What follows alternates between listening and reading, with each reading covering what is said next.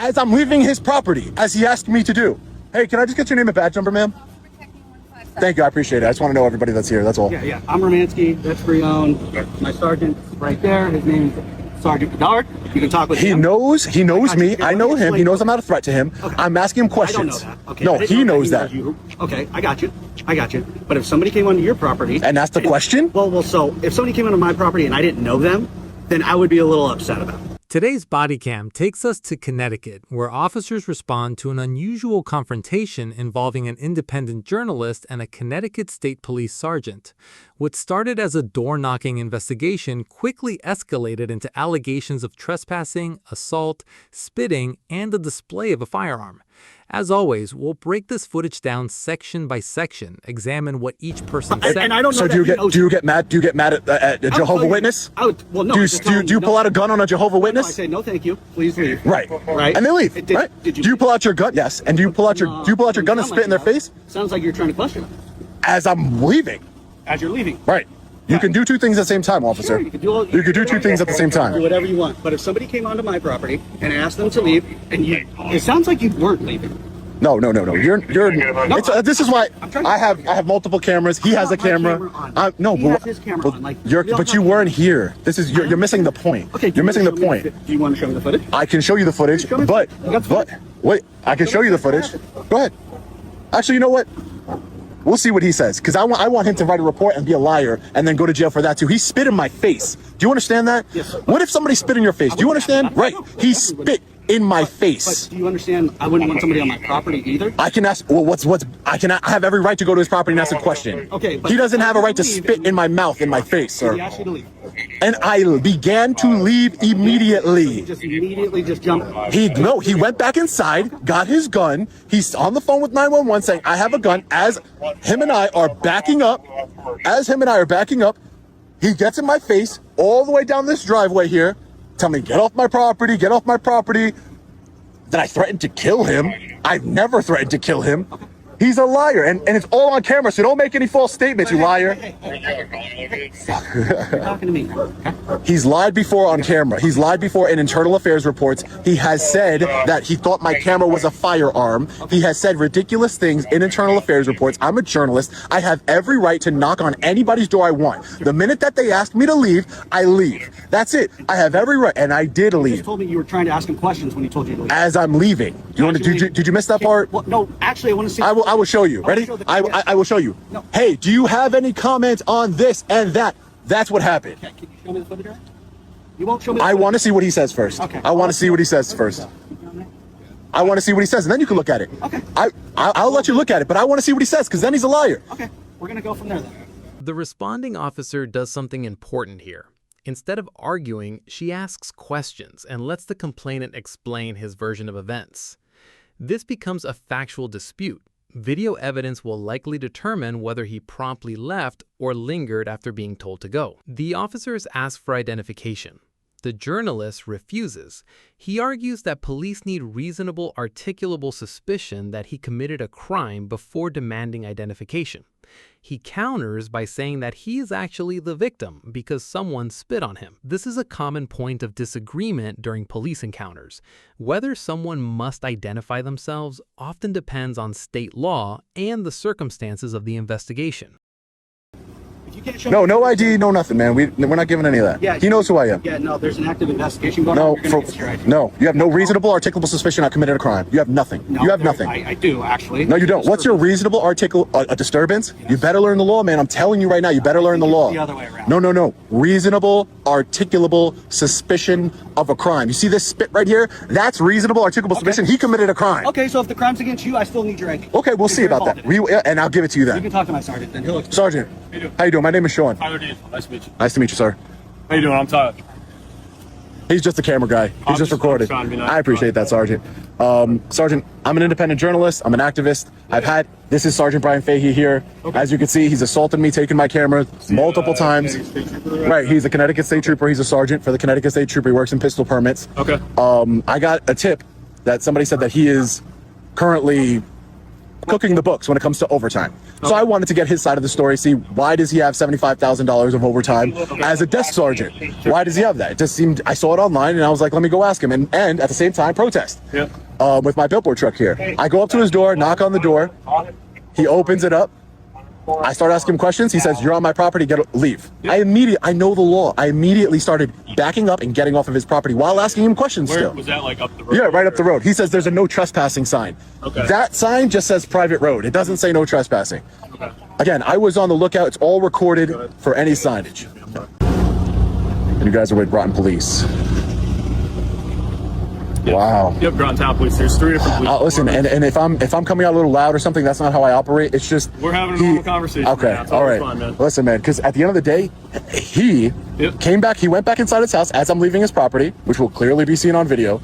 As I'm leaving the property, it's a long walk, so I'm walking backwards, making sure this man has assaulted me. Look at him. He has assaulted me multiple times.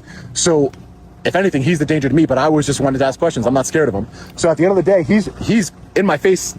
I'm not gonna do it, but he's in my face, inches from my face, and he goes and he spits in my face. All of this is his DNA. He spit in my face, and I still didn't do anything because he has a gun in his hand.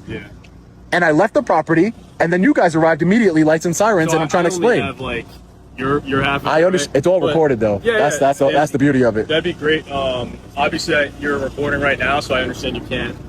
You probably don't want to like pause. Right. Exactly. I understand. Exactly. That, right? But what we can do is we can send you a link through our Axon camera system, and you can actually upload the whole video to us because it's evidence, obviously. No, it's SEAN. Okay. I'm just trying to help you out. Yeah, but it captured. No, I'm saying he said SHAWN. It's SEAN. Oh, I was trying to. Sorry. Go ahead. But basically, if you have information that would either make him at fault, or no, but I want you to collect this evidence here of his spit on my mouth. This is all his spit on my mouth. Respectfully, all I see at the moment is just sweat. But I'm telling you, this is. I feel his spit on my mouth. He is a disgusting, vile human being, and he spit in my face, Sergeant. You understand? The officers remain calm and allow him to tell the complete story before reaching conclusions. This is where things get interesting.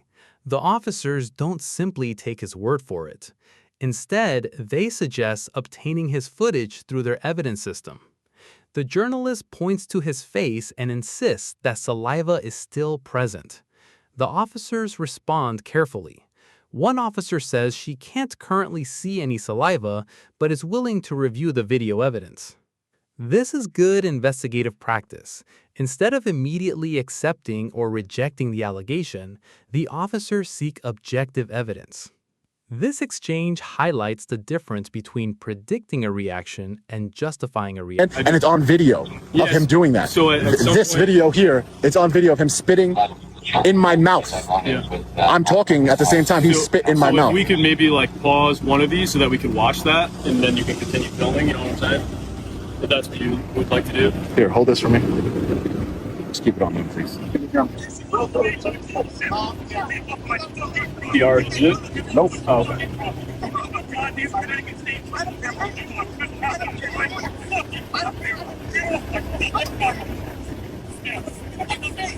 He just spit in my face. I want him arrested. He spit in my mouth. Sergeant, you understand? Like, this is bad. Yeah, I don't see it currently, but I can see it.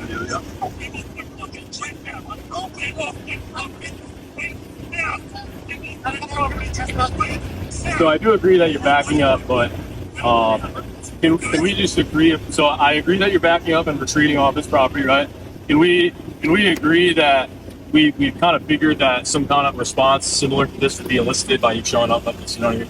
I thought he would just close the door. Yeah. He wouldn't want to talk. Yeah. Wouldn't the same person, if somebody I didn't particularly care for came to my house, I would say, get off my property, close the door. I wouldn't come out and get in their face and walk them out with a gun and spit in their face. So can we understand that I didn't break any laws and he's the one that broke the law? Like, I just don't like this kind of like cop-splaining thing where it's like, you gotta understand, you're blaming the victim. It's like, oh, you wanted this. It's like, dude, somebody's gotta be held accountable. That's crazy, man. Like, and I have no problem showing you the video because I know the law. I don't break the law. I follow the law. I exercise my right. I have every right to go knock on somebody's door. There's no order of protection in place. There's nothing there. And he told me to leave. and I immediately left. Yep. That's it. So is there an order of protection? Do we know that? Anybody? I don't know that. for Okay, sure. so we haven't gotten we anything. just have to check on that. I think we've identified at least. Yeah. Like we didn't get inside. Yeah, you don't push it. He's not breaking the like. No, I mean you or the other person. Sergeant Bailey, Brian Bailey. And what your intention of coming here was to As a journalist, again? I'm a journalist. I investigate corruption and tyranny within law enforcement. Does he know that you're a journalist, or did you identify yourself as a journalist? We've had multiple interactions Yeah. with me reporting. This is not anything from checkpoint over here. Yeah. We've had multiple interactions where, again, I'm not doing anything and he is assaulting. I'm trying to get into state police here. He wouldn't let me in, closes it on my head. This happened recently, or This happened about a year ago. okay? And then you're identified, take my call from violating my First Amendment right. Again, this has been going on, but I'm not saying I'm scared of it. I wouldn't be here if I was scared of it. I'm not saying I'm in fear for my life or anything. I'm saying that I came here as a journalist to follow up on a tip that I got that he is cooking the books when it comes to overtime. And my problem is he spit in my mouth and in my face. That is a problem to me. I don't know what diseases he's got. He could be mad all he wants. I don't blame him for being mad. He doesn't like me. I don't like him. At least we can agree on that. Yeah, well, you could be mad, but you can't break the law, sir. You can be mad, but you cannot break the law. I understand where you're coming from. Be mad all you So want. what can we take away from this body cam? First, the responding officers largely remain calm and allow the complainant to explain his side. Second, the central dispute isn't whether the journalist visited the property. Everyone agrees he did. The key questions are, did he leave immediately when asked? Did the homeowner retrieve a firearm? Did the homeowner spit in his face? Did anyone commit a criminal offense? The body cam itself doesn't answer every question because officers arrive after the alleged confrontation. The independent video evidence mentioned throughout the encounter would likely be the most important piece of evidence. One thing both sides appear to agree on is that the encounter became highly emotional. Whether that emotion crossed into criminal conduct depends on the available evidence and the applicable law. What stands out most is the officer's attempt to gather evidence,